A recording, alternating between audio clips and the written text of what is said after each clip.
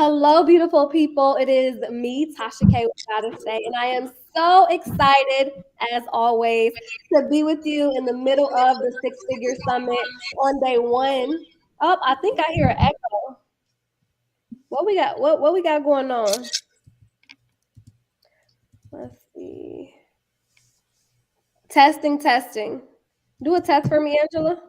That might have been me. I have it on YouTube also, and the audio is Oh on. yeah. My Okay. bad. That's okay. I was like, we're not finna do this. All right. So on day one, we talked about income and career. And we talked about the fact that as we get into a six-figure conversation, there are certain professions that we're going to just have to leave behind. We're going to have to leave behind the call center jobs. We're going to have to leave behind the CNA and the homemade jobs. We really want to start looking for where can you scale up so that you can start thinking about what it takes to have the right financial foundation, because a lot of times you're going to be getting upset with your budget when really it's your income that's the problem Mhm. child. So that's what we talked about on day one. On day two, we talked about believing in your budget. Some of you have tried budgeting before and you've been yo-yo budgeting, you're on again and you're off again. And the reality is that you don't believe in yourself and you don't believe in your budget. So, what does it take for you to buckle down and to get re engaged with your budget in a way that demonstrates that you actually do believe that you're worthy of the financial success that you say that you want? And you act like you believe that that's possible. That's what we talked about on day two. So if you missed either of those days, make sure that you run that back, catch that replay. Today, though, today we're getting into the big boy league and the big girl league where we're talking about how to become an investor. And specifically, I want you to put your six-figure hat on, because I know, you might not be at six figures yet. And I'm not talking about six-figure income. Everybody talking about six-figure income. I know y'all see it. Everybody's talking about millionaire money. But the math ain't mathing, because guess what? 81% of women live paycheck to paycheck. 78% of average Americans are living paycheck to paycheck. So, I mean, what's going on?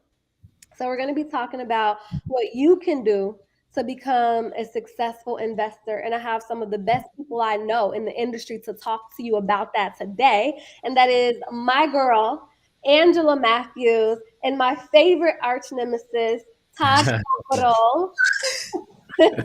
So I want to pass it over to you guys to just introduce yourselves and let the people know who you are and what you do. Angela, we'll start with you. Sure. So I'm Angela Matthews, and I'm the founder of the Happy Investor Method. I have been investing in the stock market passively for the past 14 years, and I have had so much success with it that I started a company called the Happy Investor Method that pretty much teaches folks who know zero about investing and investing in the stock market how to make wealth passively. I think my claim to fame is pretty much that I used to make $40,000 a year and I had six figures in debt, and I utilized the stock market to completely flip that around. Nice. Damn. This guy's so cute, right? Before it used to be this whole paragraph, and now I'm like, yeah, it's just that. Like my claim to fame is boom, I'm that chick. Yeah. I love And it. it can be you too. Absolutely. It can be you. So I say that to encourage. It can be you too. Awesome. So my name is Charles Oglesby, also known as Tide Millionaire, founder of Tide Capital. We started out as a investment club for stocks, and then transitioned into an investment club for real estate. Prior to that, I was a financial advisor. Then I moved into being a private client banker, and I realized that I was helping the rich get richer, and I wasn't able to give my skills and my superpowers to my community. And so I had to kind of meet them where they were. It started out working in smaller numbers, and then it turned into a stock market and real estate investing education company. And I was able to reach a ton of people through the pandemic. We were able to just see crazy things that literally blew my mind away through the power of stock options. So we've seen options kind of just take the world by storm. And I was one of the people that ushered that kind of transition in. Although options are risky, there is a lot of upside potential with options, especially for people who are starting with smaller money. So, yeah, I did about a good amount of sales during the pandemic, a few million. created a huge trading community of about 5,000 people, which then splintered off into a bunch of different sub communities. And now I really just kind of manage my portfolio for a living. Oh, wow. That's nice. Hitters. And what I love, so I want to tell you guys why I decided to do this uh, summit session with Angela and Charles. So, first of all, what I love about the Happy Investor method is that I really resonate with this simplicity. So, when I see Angela teaching people how to invest for the very first time, I know that they're getting a skill that's going to help them for the rest of their lives, and they're getting it in a way that is very simple and sustainable. And that resonates with me. Like, I love simplicity. I am like the queen of keep it simple, stupid. Like, we don't have to make this difficult or challenging, right? I have my course called it's called Stock Market Mastery. 30 days to become a stock market master. And it is also just all about simplicity. And sometimes people are like, I thought it was going to be like a little bit more. I'm like, are you an investor now? Yes. Do you know how to invest? Yes. Can you build a portfolio? Yes. Then my job is done. What do you want from me?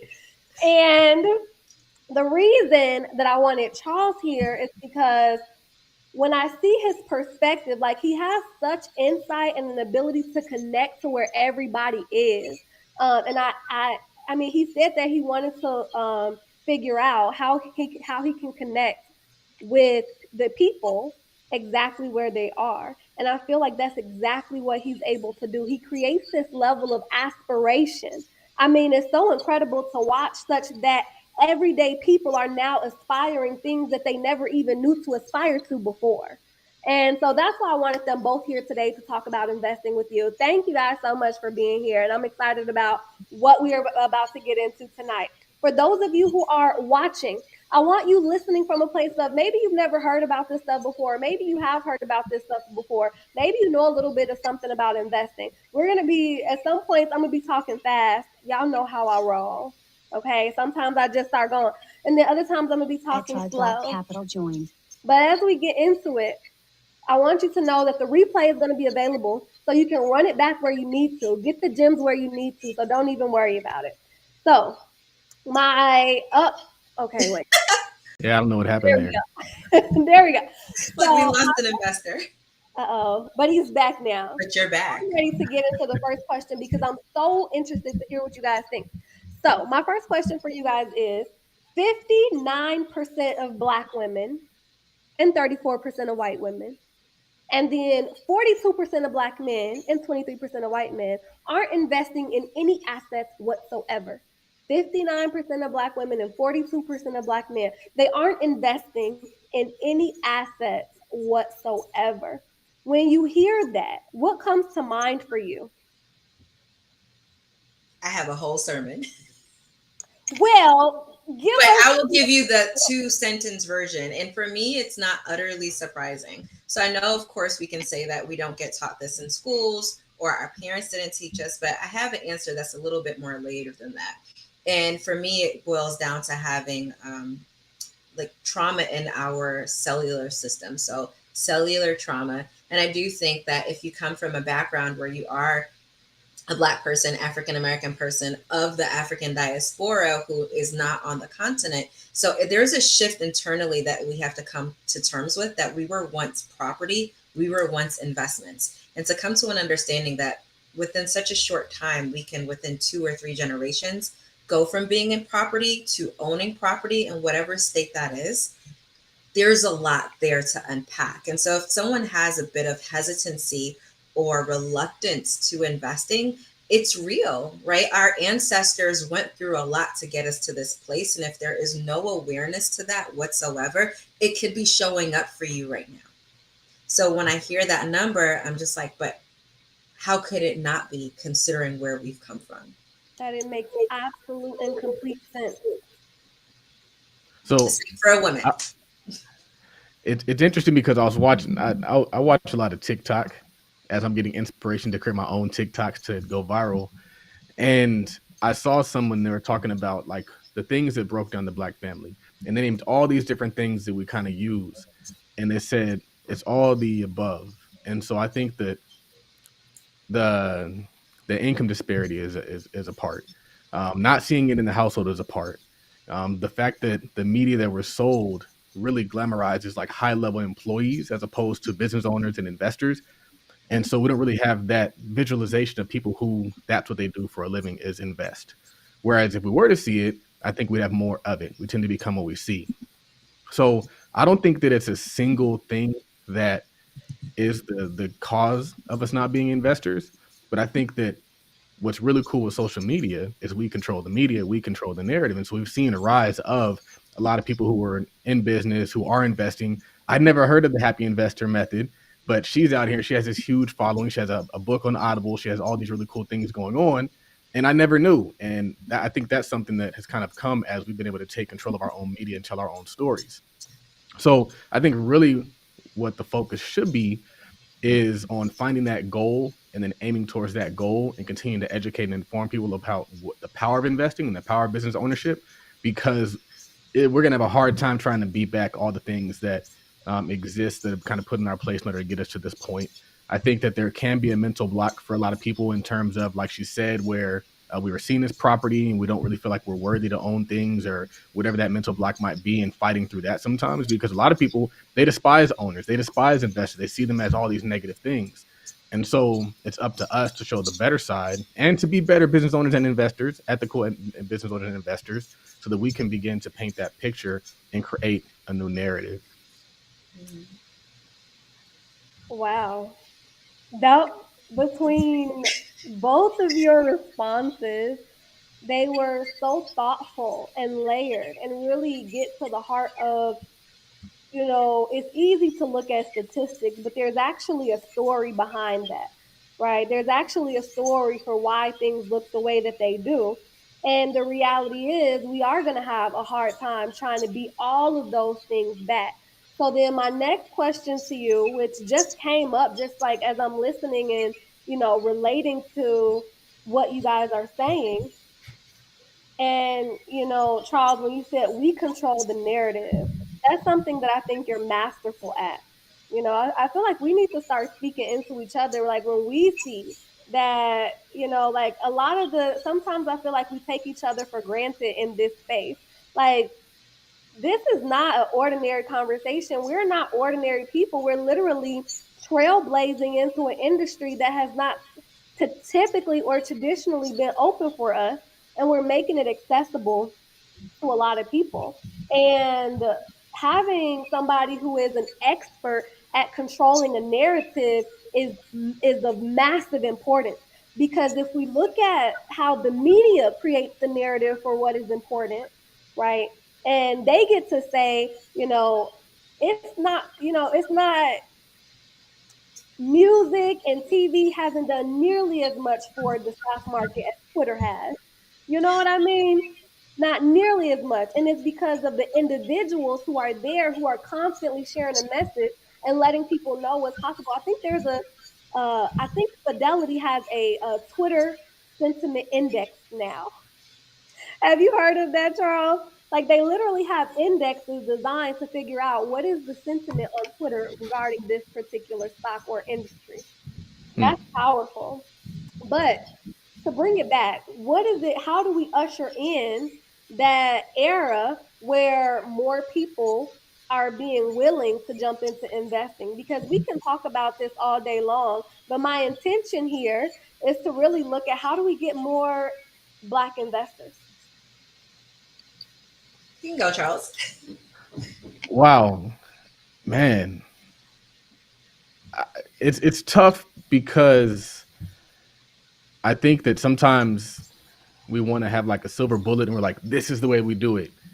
And I don't know if we have one. But what I can say is that the things that we are doing currently, in terms of providing affordable courses, that's one of the things that I'm really big on is, hey, I can show you how to do this and I can charge you a bunch of money, or I can make it at a point where it's just a no-brainer. And so now there's this mutual exchange of I'm getting value for what I'm teaching you, but I'm also charging you a little bit and it's accessible. So I think that providing that information, because what's interesting is a lot of us, we paid a lot of money to get this education. So my undergrad degree, my graduate degree, my law degree, all those things cost money. But what I tell people is that your community needs your education more than your job does. So if I can take my education and I can have seminars, I can have a weekly school, a weekend school, I can be teaching at a church, I can be bringing that education to the community, I would have a greater impact. And I have had a greater impact than when I was just showing up at a job, clocking in and getting a paycheck. And so I think that first, the onus in a lot of ways is on us, knowing that the people need this information and making it accessible to people.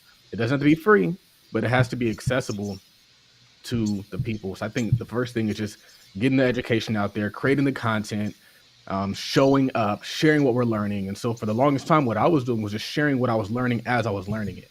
So I'm working in these spaces. I'm getting access and exposure to people who operate at a high level, who are investing, who own businesses, who are utilizing teamwork, who are putting money into trust and all these different things. And as I'm learning it, I'm sharing it with my people.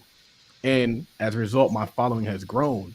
And I think that if people understood that you're going to grow by helping your own, they would do it more.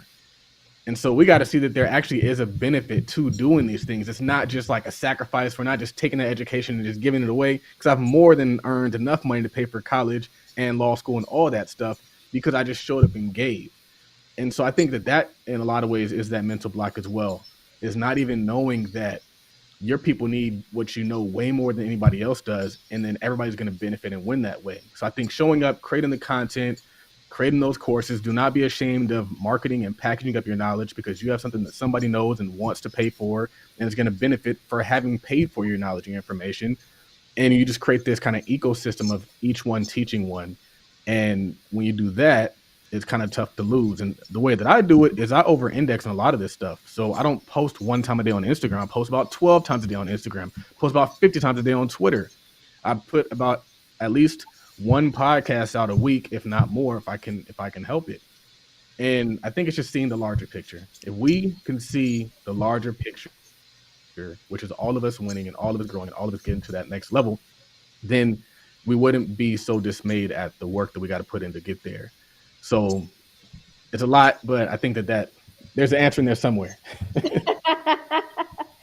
But that's why I told people, like, you might have to run this back, because I already know there's going to be so much. And I don't know how you do it. Like, how are you posting 12 times on Instagram, 12 times on Twitter, putting out a TikTok? Charles, you got kids?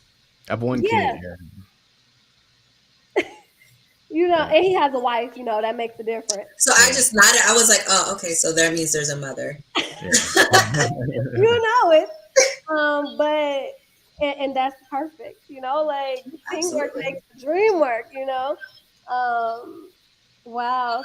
So much in that, like your community needs your education more than your job does. That's a bar, like major. The onus is on us. Onus on us. Did you do that on purpose? No, but they said the onus is on us. And the bigger picture is all of us winning, and all of us can win. I love it. Angela, what do you got to say about this? I think Charles said everything that was amazing. Definitely will ditto that. And I think for me, it's I think it's owning what you have to contribute, right? And so for a lot of people and a lot of us, I was just doing, but as he was saying it, I was just like, that is just not me, not now in my season. And it had to take me so much to own that and to sit in it, to say that I want to do all that I can do. I want to post, I want to do this, I want to do that. But I had to realize at some point that I get to go too, because I'm so passionate about other people going. But what about me and my family? What about my mental health? What about if I don't protect myself, how can I help protect other people? If I don't emancipate myself, how can I emancipate others? So for some of us, we might be in a conversation of we provide for so many other people, but we're not thinking about ourselves. Mm-hmm. We're not thinking, I need to invest for myself. We're not thinking that maybe one day I might not want to wake up and go to the 6-figure job. We're not thinking about that right now. We're thinking, We out here, we made it, we're doing it. And I think it takes a lot of us who are investors, to what Charles said, having that transparency about this is what the path looks like. I'm clear with my students. I need you for 5 years. I'm not a day trader. I'm not an options trader. I live a very fabulous life and I will continue to do so. But I need to make sure that my money is doing fabulous things in the background. So I may not have the time to do the different strategies, but it works, right? Just start somewhere. It's not as if, I think people get confused with all the options. You have to find the option that aligns for you in your life and your goals. There is one for you. You just have to find it. And so for me, I think a lot of us, we emulate people that aren't walking our shoes, that don't look like us, that aren't our gender. And we are trying to fit all the things that this person is into who we are, not realizing there's nothing you can do to be that person, because God made you who you are in a specific way. And so all you can do is get the guidelines on how to create your own signature strategy, which is kind of why I teach what I teach, because it's like, just as unique as you are, there's an investment strategy out there that is just as unique as you are. You just have to get educated and figure out how to mold it to who you are. I love that. And somebody was talking to me the other day and they were just like, I'm amazed at how you bring people onto your platform who could be competitors with you. And I was just like, I don't even see competitor. We all have investment courses. I don't see competitor, because it's exactly what you said. Like, there's going to be a vibe that's for you. There's going to be an energy that's for you. When people are listening to us, like, there's going to be something that they gravitate towards. And that's exactly how it should be. So find the option that's for you. And that is perfect. For me, when I think about what does it take for us to usher in an era where more Black women and more Black men are becoming investors, I think that number one is gonna have to look cool.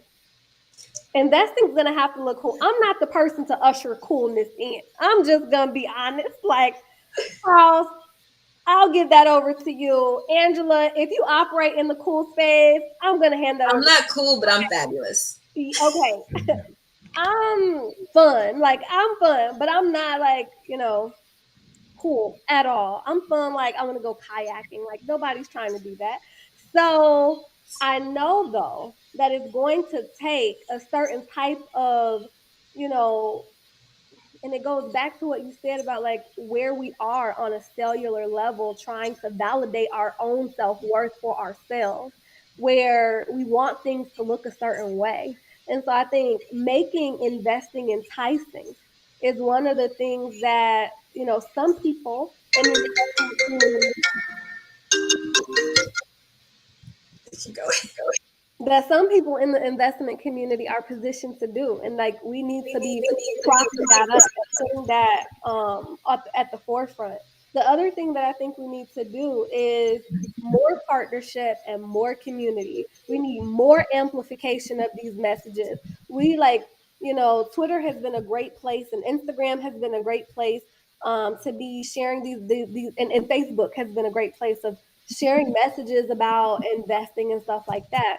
But I want to see it on Black enterprise. I want to see investing on Tyler Perry shows. I want to see us get infiltrating Black culture, so that and also us elevating each other as Black culture. Like, the happy investor method is a part of Black culture. Top Capital is at the forefront of Black culture when it comes to investing. Goddess Day is at the forefront of Black women becoming financially stable. Like, this is Black culture. And the only way that we get to amplify that message is when we do it for each other. Tyler Perry, we have to get Tyler Perry knocking on each other's door saying, I need this. I want to have this conversation in one of my movies. So, there's a webinar like this happening where one of the protagonists in the movie is on something like this. Like, that's how I think we start to shift the narrative and get more women investing, because and men too. Because what I see is they taught us how to spend. Like everybody knows how to spend. You see it everywhere you go. But who's making that same effort to make sure that we know how to save and invest? And that's how I think we do it. So, anything else before we go on to the next topic? Yeah, I think that was awesome. And sorry about my note. I silenced my phone and it came on my computer. This is what happens when you connected. It happens because honestly, I think if somebody calls me, it's no way to stop it. It's just gonna pop off, so it's no problem. Okay, so this one, I don't know. This one is a little challenging, especially it can be a little spicy, but I'm gonna go with it. So a lot of the conversation that I've been seeing online these days is about how we need self-care and how we should be experiencing luxury, and how you should be doing more of the things that you want to do. And so I wanted to look at self-care and luxury versus investing in financial freedom. And from you guys' perspective right now, is this an either or conversation or an and conversation? And how should we be thinking about this? I think it's an and conversation. And I'm talking like I have immigrant parents, right? There is no more you do what you got to do and you save and you be cheap and you get the discounts. No diss to immigrants who don't believe that. But in my household, that's what it was. And so for me, I really had to work out of that deserving. Like I just like, did I really deserve this? Because I got 100, but I'm supposed to get 105. And did I work hard enough to get this? And also as a person in the personal finance space, I have struggled with, I realize that if I purchase this or if I go on this trip, I could have just got like a whole share of Amazon right now. Like, what am I doing with my life right now? And for me, I have found that the balance is necessary. I'm the type where nice things motivate me. What the hell? Sorry. I don't even know where it's coming from right now. So, nice things motivate me. Yeah, the kids. So, nice things motivate me. I don't know why I'm frozen. Okay, nice things motivate me. And it makes me want to do more. It makes me want to accomplish more, to have more. So if I have these benchmarks of like, I want to retire my mom, if I have benchmarks of, I want to take a month or 2 months off, I know that I'm going to have to do something to get that. And so I want you to start thinking about, it's not necessarily conflicting. It's about awareness and honoring your choice. So yes, I purchased my first luxury bag, right? Yay, like Black girl luxury, all that stuff. But what people don't know is that I have been working for 20 years and I never purchased a luxury bag before. Like I earned this luxury bag. Like it makes me so proud that I can finally have a luxury bag, and it didn't make or break the quality of my life. It didn't break my bank account. Like I'm still out here. Oh, okay, but you just said it didn't affect the quality of your life. It Like did to a negative. So what I mean to that's say what is I'm that saying. Like it didn't negatively impact the quality of your life, and I don't think everybody can say that. But go ahead. yes. And so for me, in the times when it would have impacted the quality of my life in a negative way, I chose a better future. I chose, what is this bag giving me? Is this bag giving me more money? Is this bag giving me more confidence that I can't get in something cheaper? What is it giving me? And is it bringing me closer to my goal? And so for me, I'm currently in a home and I love my home. It's a beautiful starter home. We have outgrown the home, right? My office that I spent so hard building a beautiful background. It is greenery, boxwood. My logo is in gold letters. It is gorgeous. You know what is sitting in my office right now? A crib in my office. And I do my webinars at night because most of my folks have jobs. I can't even do that right now. My desk is in my bedroom. We have outgrown the space. But I say all this to say that we're going to get a new house maybe next year or to the end of this year. I felt this way for 2 years. But I knew that money could be invested. And I knew that the house that I want to get, I'm not paying all that money. Somebody else is going to have to come through with the rest of that money. My investments will. My investments will pay for 40% of that house, not my hard-earned labor. And I get so passionate about it because people don't realize that when you talk about investing, it's free money. You're saying, hey, if you want a discount, you can either ask for that discount or you can go and make that money yourself and give it to them. Either way, it wasn't your hard-earned money. So I know I just like went from 0 to 100, but you have to choose and honor the choice. I love me some 0 to 100 like all the time. And nice things motivate. Oh, when you look at the times that buying something would have negatively impacted the quality of your life, you chose a better future. I can't wait to go through this and just like really like write down, take notes on everything that you guys have said because so good. I love that. Choosing being able to choose a better future. And I remember recently when, I just moved into a nice apartment and I just got a new car last year and I was thinking about getting a luxury car. I ended up getting the Kia Soul because that's what really spoke to me. It's what I wanted. But I could have got a luxury car and I was thinking about it. And I was like, I don't know if I should do this. Like this, it costs a lot of money. And my mom was like, you've been saving for 20 years. Like, at what point are you gonna enjoy your money? And I was like, damn, like she really just came for my whole life. Because I really have been trying to, build generational wealth for 20 years. And at some point you do have to do something for yourself. What say you, Charles? When I first got out of college, I was living the dream. I mean, you grind to get through college, and you're like, all right, once I get my taste of real money, I'm gonna live it up. So we're going out to eat, we're buying nice things, we're going on trips, staying in nice hotels, and I look back at that time, and I didn't really make much progress financially in a time when I had the most opportunity to make a lot of progress financially. My expenses were super low. I just had an excess of money. And so a switch flipped and I became very, very, very, very frugal. And interestingly enough, when that shift happened, I started being able to really invest in the stock market heavy. And so I was like figuring out what's the cheapest way for me to take lunch? What's the cheapest way for me to get to work? What's the cheapest way for me to live? And so when you first asked the question, I was like, you know what? I think balance is the right answer. But then I'm like, no, like balanced people don't go anywhere. You gotta go all in. And it's not comfortable. It's not fun. People believe they should have their self-care and all that stuff. But I guarantee you that the care that you get when you really got it, that's when you really can appreciate it and enjoy it. When you can go golf on a Tuesday and you don't got to worry about nothing, that's when you can really appreciate it. When you can get the massage and you can pay for the extras, get the haircut whenever you want to, that's when you really appreciate it. And I wouldn't have been able to get there if I didn't go through those times when I wasn't spending money, I was stacking, I was saving, I was investing heavy. And so I think that we need to sacrifice. I think we need to give up a lot to go up a lot. And it's not comfortable, it's not fun, it's not popular. When I talk about it on the internet, people tell me that I'm wrong. The results speak for themselves. I'm not telling you something that I'm just thinking about. Not only have I experienced it, but I extracted this from other cultures that I've been around when I was working. So when I was working in the family office, I was working for a Jewish family, and I got really exposed to people who had it, but they didn't live like they had it. And I was like, that's very interesting. But they had the money to throw on at this property or this property or this property, had multiple homes. I was like, that's the life that I really want. And I know that's the life that we really want.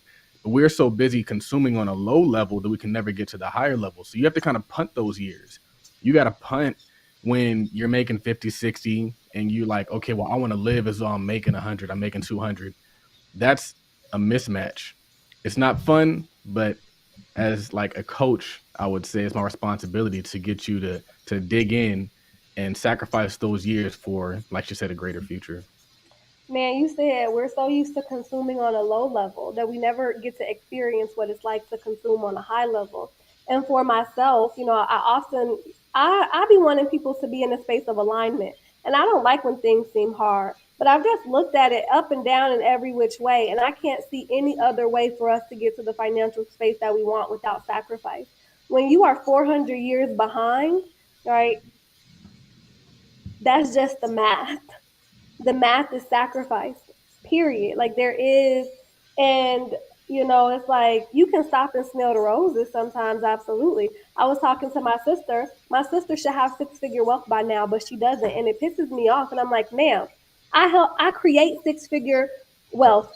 That's what I do for individuals every day. What is going on here? And she's just like, she started yelling at me like, everybody is not like you, everybody doesn't want to do what you do, blah blah blah. I'm like, okay. But it's like I get it, especially like we're tired. and we want to be able to enjoy our lives, and we want to be able to experience the things that we never had a chance to experience before.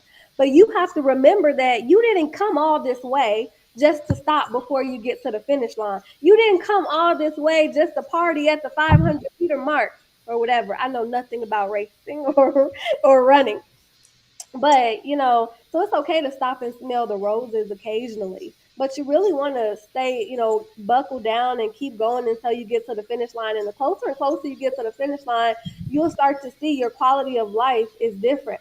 I learned when I was very young, like, you cannot have your cake and eat it too. You can't have your money and spend it too. You either gonna have it or you're gonna spend it. Which one is it? Which one are you going to do? But I really love those perspectives, because Angela is talking about um, there is balance. But at what point were you able to start making those decisions? And you said 20 years. And I like that because The Atlantic did an article, the publication, The Atlantic. They did an article and they said that it takes 20 years for somebody who was not born into wealth to achieve financial stability, not even wealth, to achieve stability. So when we talk about, like, sacrifice is the name of the game, and I don't like it. I really don't like it, but it just is what it is. I'm gonna go to the next because it's so much that I want to get into. So real quick, how did you guys get into investing? How did you start investing for the very first time? I want to inspire the people who listen. Charles, you go. Yeah, so I was working as a financial advisor, and prior to that, when I was in school, working to get my degree in finance, I just started watching like a bunch of CNBC. So I didn't have enough money to invest, but I was always consuming and learning and trying to figure out what they were talking about on TV. And when I started working as a financial advisor,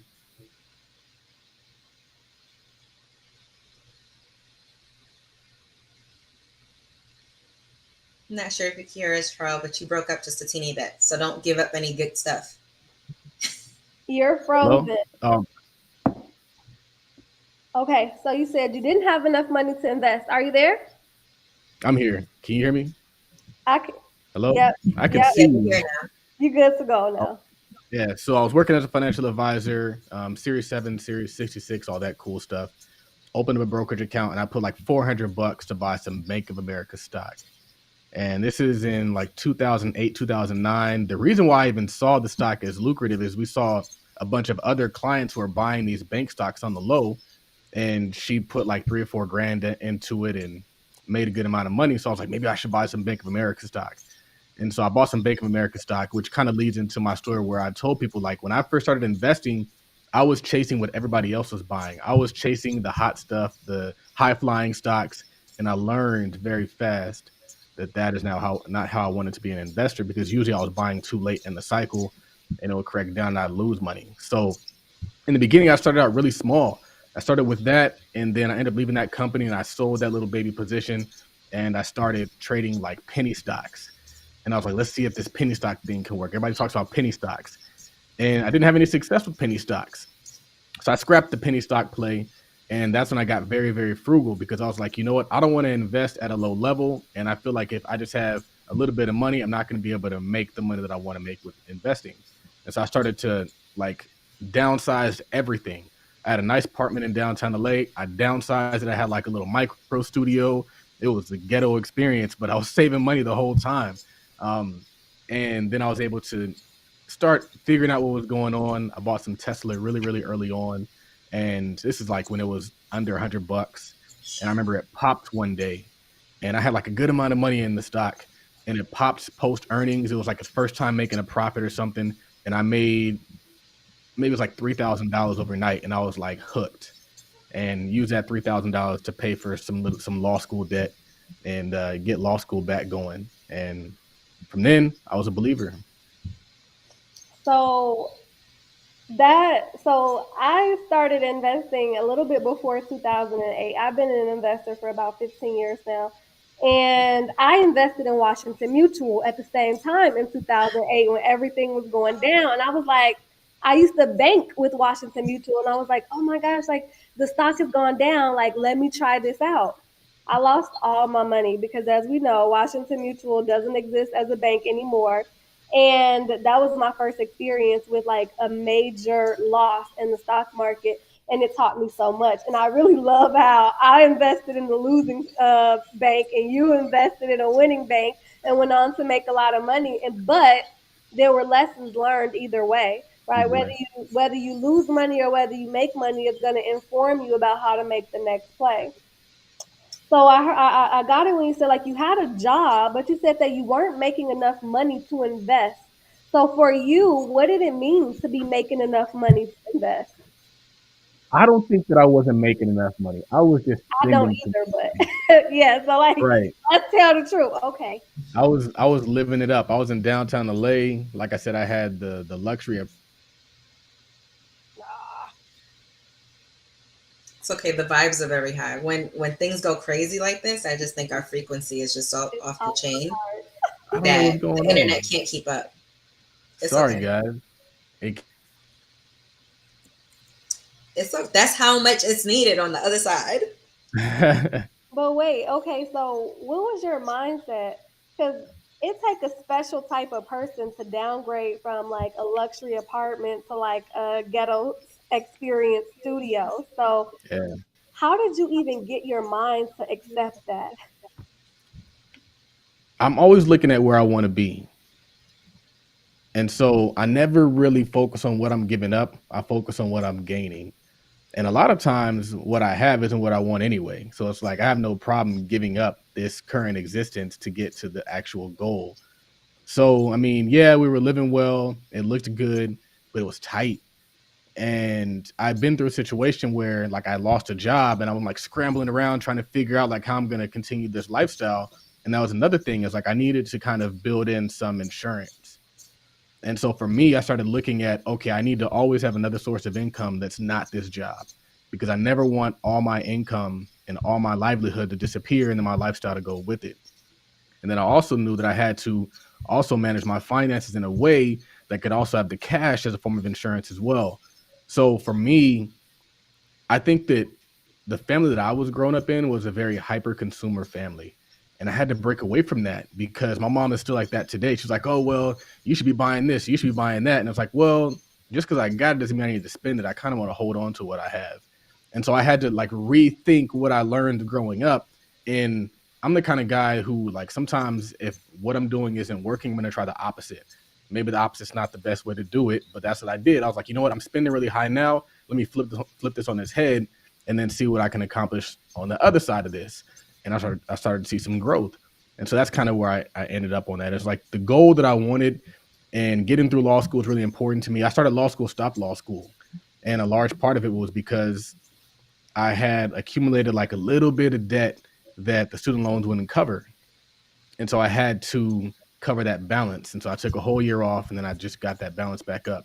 But and that's like the real true story right there, full transparency. I love it because we see people who will come up with an excuse for why they can't. But the reality is just that they won't. I was living in a high rise apartment downtown Minneapolis, like in the heart of the city. And when I got to Atlanta, I downgraded to living in somebody's room, a room in somebody's house where other people were renting out rooms. And that's just talk about ghetto. Like that's just not the type of thing that most people would be willing to do. But I knew that I wanted to be able to focus on building my business and not have to worry about rent at all. I wanted to be able to have a bad month and not have to worry about going to work for anybody else so that I can pour everything that I have into my business because one day this business is going to be my main asset and it's going to cover everything that I needed to cover. And so, I hear people a lot, they're like, well, I have to do this or I have to do that. And it's like, I quit my job at a Fortune 50 company, downgraded everything that I had, and started focusing on what is the financial future that I want for myself. So, Angela, what about you? I think there's definitely a trend.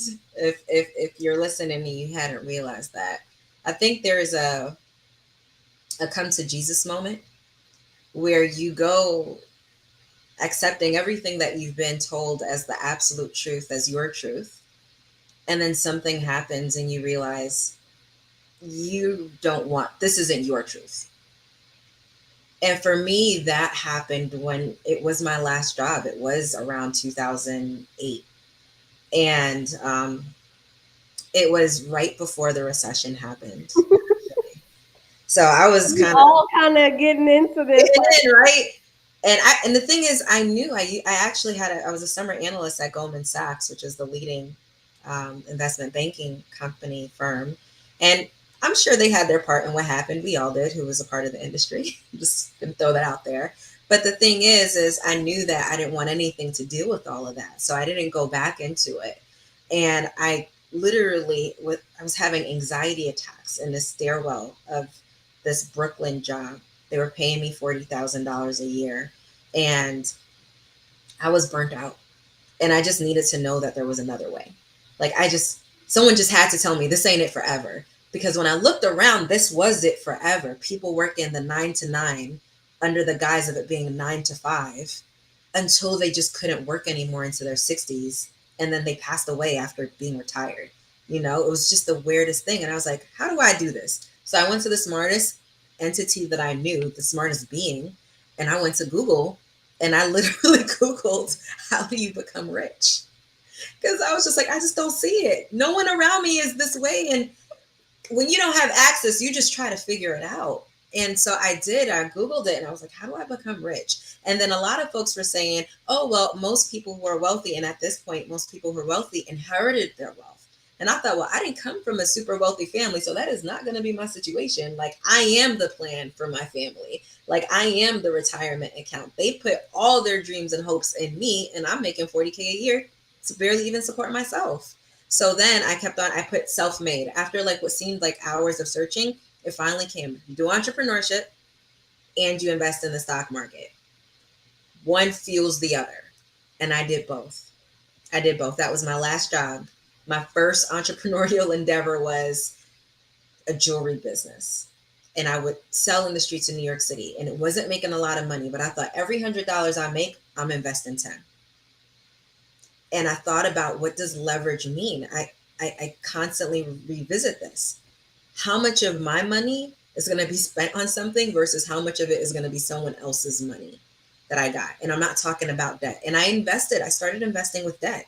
I had debt and people were like, you're not supposed to invest with debt. I look at other finance professionals and experts and they're like, you should pay off all your debt before you invest. I'm sorry, sir. I beg to disagree, because I would not exist and the life I have wouldn't exist. A lot of my clients who use investments to pay off their debt, it wouldn't exist. And so you have to really watch where you're getting your information from, because the people whose stories are their story might not be your story. So after I did that, I thought, I made some mistakes.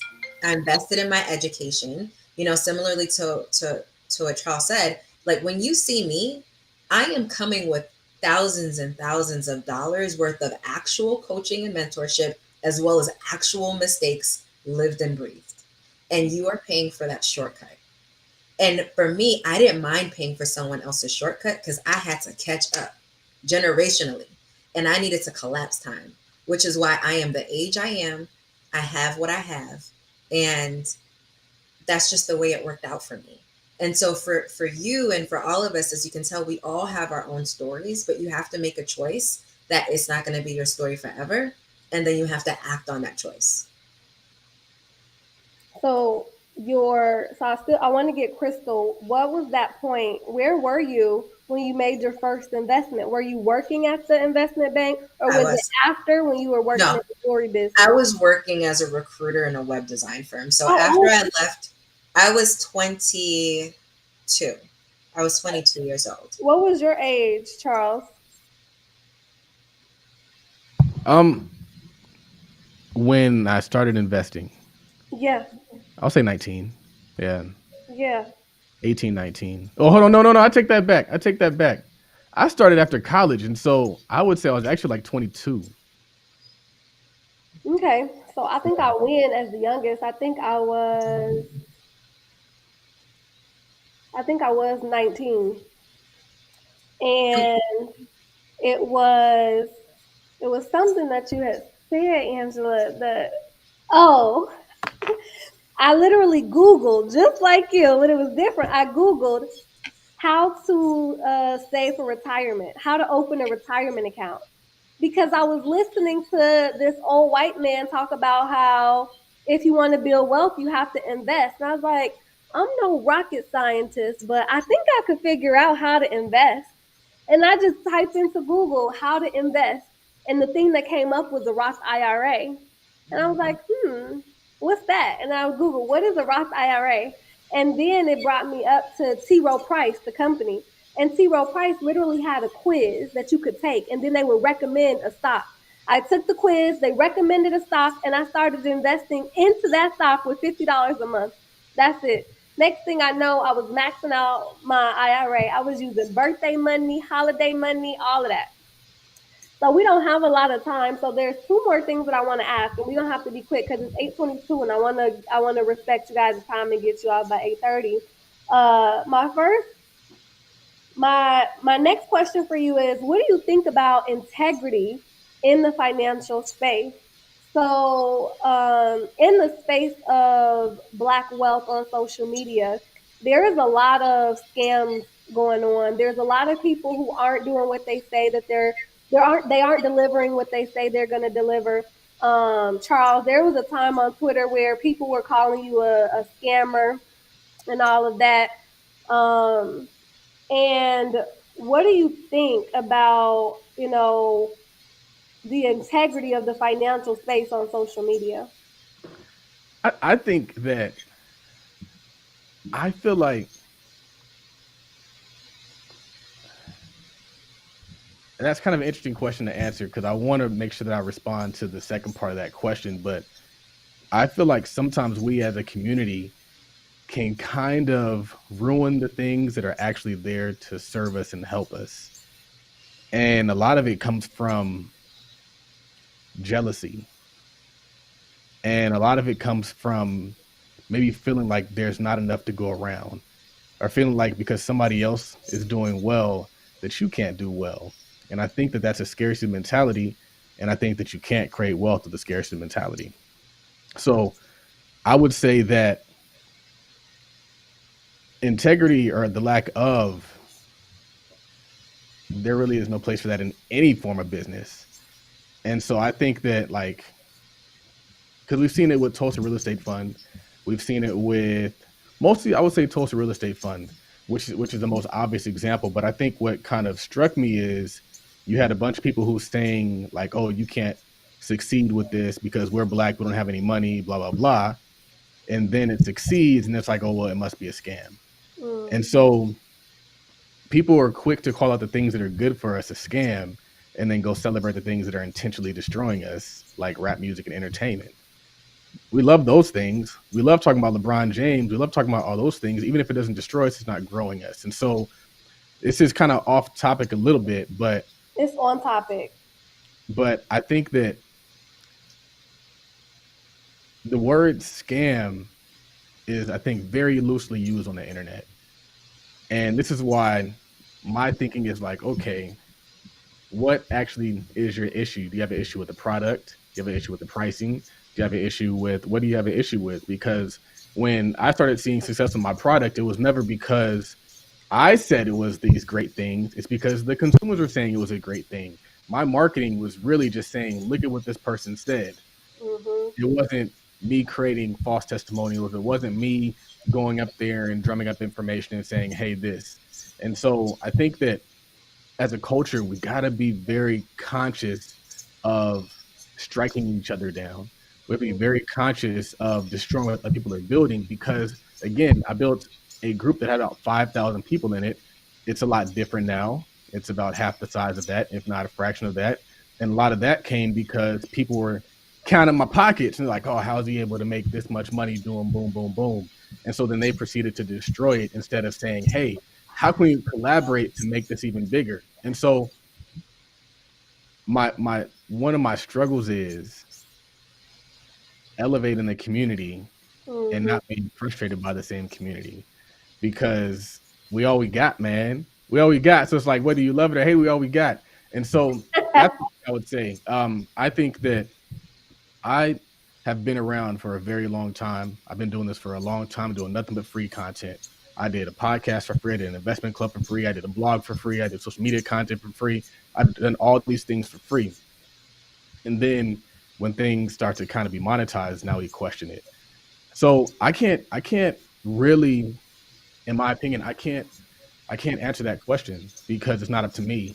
It's up to other people and their perspective and them opening their minds and saying like, hey, it's okay for Black people to make money. It's okay for Black people to charge for things. It's okay for Black people to make a profit. Those things are okay. That's okay for Black people to make money. It's not a scam. I always love your commitment to the community, for better or worse, when you say like we all we got, like that is what it is. And the thing that you described, it sounds like classic crab in a barrel mentality. Where when somebody goes up, there's something that has us want to pull them down or tear them down. And for us, it feels justified. But there's another side to that we might be ignoring, which is that it's our job to be elevating our community to the best of our ability. And so instead of focusing on the things that are negative, what if we were to just elevate the things that were positive? I love that perspective. Angela, anything you want to add to that? I mean, there's a reason I'm an introvert naturally, and I really protect my energy. So if you were to actually search like Angela E. Matthews, you'll see my website, you'll see Happy Investor Method. But by all counts, if you were to go to my socials, I'm not the most popular. I'm the person that people hear word of mouth because I know that I'm attracting a certain kind of person in my space. And so, Charles, you're really great because, I mean, just yesterday we had a dummy Instagram account and they took my picture, they took my baby's pictures, and it happened once before. And I thought, this is why I can't be out here. Someone's going to try to use my name and trick people. But at the same time, I know that I'm doing something right, right? If they say you're always going to have naysayers, but then at the same time, it's in those moments that you see who your champions are. It's the moment that when someone says this is a scam, it's like, what are you, stupid? This has been one of the most established ways of making wealth for a century. Are you kidding me? And I'm dedicating my life to showing you this? Bye. I have zero tolerance nor time to spend on people who do not want to be here. Because I'm focused on a 5-year plan for you. I'm focused on how do we raise up enough people of color to affect policy? How do we raise enough people of color where if someone in our community gets shot, we get to pay the best lawyers to defend our people? I am not for the nonsense. And so for me, when people come, it doesn't even enter my spirit because I'm just so zero tolerance for the nonsense. If you want to be nonsensical, there's someone for you, my friend. It ain't me.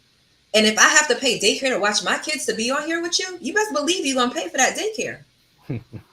That's just a fact. Because the thing is, I'm making a choice to be here for you. One of my mentors says something so beautiful. And she says, for me, for you, for us. And I've been thinking about it. Like, I am made this way for you. I have dedicated my life for you. But it is also for me. And collectively, it's for us. Right? And when we get out of scarcity and we go into abundance, beautiful things will happen. And I do think these conversations will become a thing of the past as we all raise our vibration, as we all step into abundance and knowing that there is more than enough.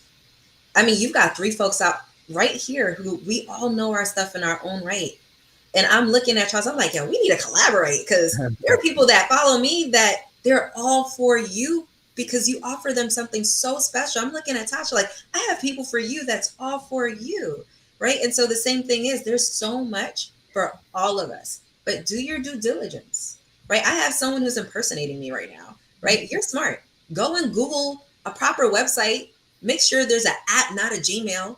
Like, people are businesses. And so as long as people are ethical, and I think as long as we're smart, and as long as you don't get distracted by conversations that aren't making you money, right? The slap is over. This is done.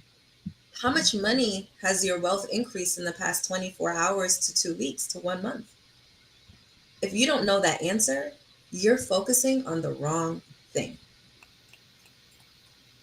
Oh my gosh. And the only thing that I want to add to this incredible conversation is that People love the scam. People love to be scammed because they want a shortcut. They want a shortcut. They want something that looks good. They want something that, tells them that it's going to be easy. And so I think that, we perpetuate the scam when we don't want to do the work. And so I think like we all have to take, like you said, like we're smart. We all have to take responsibility for doing our due diligence with the things that we invest in. It's nobody's responsibility but yours to make sure that you're investing in something that's going to help you get the right type of outcome. And of course, we want to be promoting ethical business practices all across the board. And I think we also need to make sure that we um, can call out the people who are trying to destroy black things.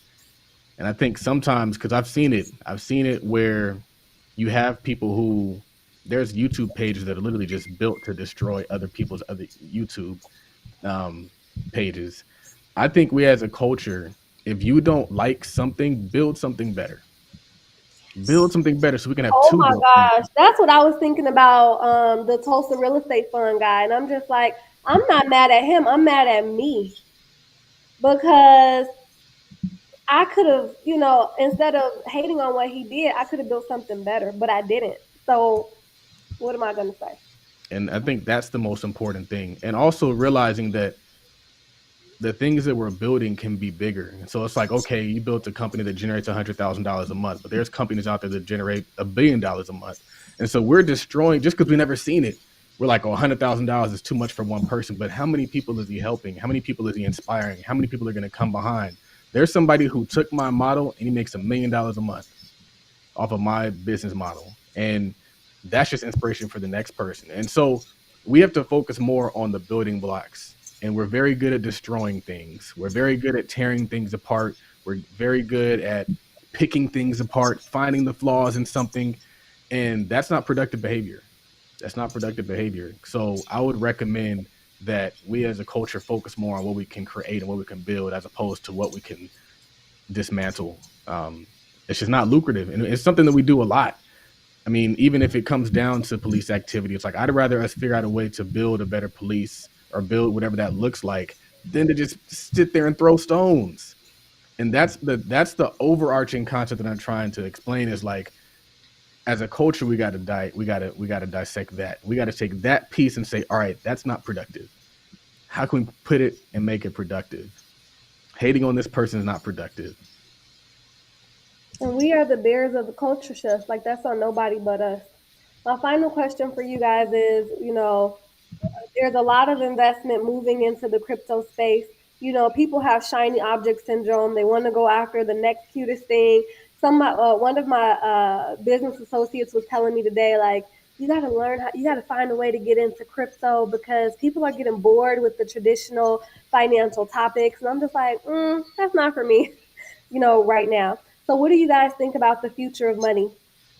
And you don't have to go deep into it, but just on a basic level, what do you think about the future of money, and how do you see that impacting your investments over the next year, if at all? Um, I'm an advocate of, I have crypto full transparency, but I definitely have stocks and funds and a foundation. Whereas if something happens, you have to think about who's going to care and who's going to care that can actually do something about it. There isn't a moment when the stock market falls, and if it goes too hard, a couple people make a couple calls, it comes back up. I don't know who's calling who to make sure it comes back up. So that doesn't mean that I don't believe in it in an investment. I think it's a wonderful way to diversify once you have a foundation set up, right? And so for me, that's how I feel. I mean, I recently invested in 2 hotels. I own crypto. I leverage my investments, my stocks at the basis, and then I get fun. But the way I look at it is the money that I invest, not money that I needed. It's like money that I was going to go to a 5-star hotel in Mexico with. And I'm like, you know what, though? Let's just throw this in crypto. Because, either way, I get to say I own it. But if it goes, it goes. And it's not going to really hurt me. So that's kind of what I have for people. Like, yes, it's not a horrible thing, But what you doing in crypto if you don't even own Apple? Like, come on now. I it's tough for me to really have an opinion on crypto because a lot of it isn't really undefined. There's a lot of people that are saying that it's going to be the next big thing. It's going to replace whatever it's going to replace, and that hasn't played out yet. So it's really tough for me to like speak on it and say this is definitely going to happen. This is for sure what's going to happen with crypto. Do I want to see the cool things that cryptocurrency and the blockchain can create? Absolutely. I have 3 books sitting right here that every time somebody asks me about like cryptocurrency, like I'm educating myself on the space because I don't want to just hop in there and make a decision based off of what somebody on Twitter said who might be here today and gone tomorrow, just like a lot of those currencies and coins that were here today and gone tomorrow. So I approach all investments the same. I look at buying a business the same way I look at buying a stock, the same way I look at buying real estate, buying multifamily, anything. It has to make sense. It has to have a revenue model. It has to cash flow. And from what I'm seeing from a lot of these cryptocurrencies is speculative. And you should treat a speculative investment in the way that she said that she's doing it, where it's a small percentage of your portfolio. I have a little bit of Bitcoin, Ethereum, and I might have bought some Dogecoin, which I'm not really proud of.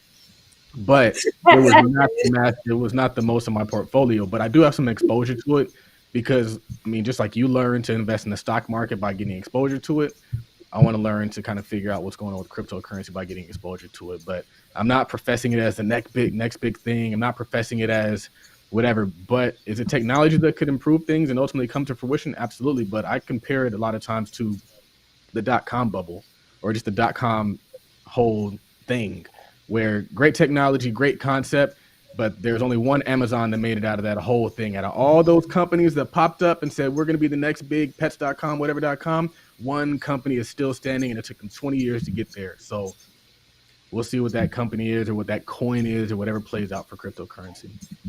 Well said. That right there. And the word that I wrote down is speculative. Like, it's speculative. And a lot of people, they want to hear about something that has the potential to make them rich overnight. You know, but the reality is that you want to set yourself up with the investment foundation first. You got to be investing in your IRA. You got to be investing in that 401k. Like, you can't jump over all of the basic stuff. Like you can't skip the basics. You can't ignore the fundamentals. So, but at the same time, you can't make money with monopoly money, and you can't look at innovation with your head in the sand. So I have some Dogecoin too, not because I believed in it, but because you can't make money with monopoly money. You have to have something on the line for you to start learning about what this new innovation is like, because we don't want to be moving into a new era and not paying attention to what that new era is and figuring out what are the power plays in that arena. Um, so I wanted to ask that question because I know that as we talk about investing and as we move into, financial innovation and new financial markets and things like that, people are really excited about crypto because they think it's the next big thing that's gonna be. What stock did you make $3,000 on? Tesla. They think it's gonna be a Tesla for them. But, just pay attention and take it easy and make sure that you cover the fundamentals. Thank you guys so much. There's so much more that I want to go through, but we'll have to save that for next time. I'm definitely going to be in touch so we can all figure out ways that we can work together and continue to advance the culture. Please let the people there are people watching, they're messaging me, letting me know that they're on the live. So let them know where they can find you and any last words that you may have. Great. Charles. I don't know which transport. Charles. Yeah, I'll go first. So I would say the best place to find me is on Instagram at Todd.capital. There you can click the link in the bio, you'll get access to the podcast, you'll get access to the different courses. We also have a really cool mastermind that is based on business development. So we're helping people create brands and create their own business. And we've seen a lot of success stories come out of that. So one of our recent clients generated $500,000 in revenues in a year and a half. I've seen people go from zero to brand, full merch, podcast, content, everything. So really just kind of taking that Tide Capital model and just placing it on top of other people. Of course, we got the best-selling options course. You can find that at www.optionswithtide.com.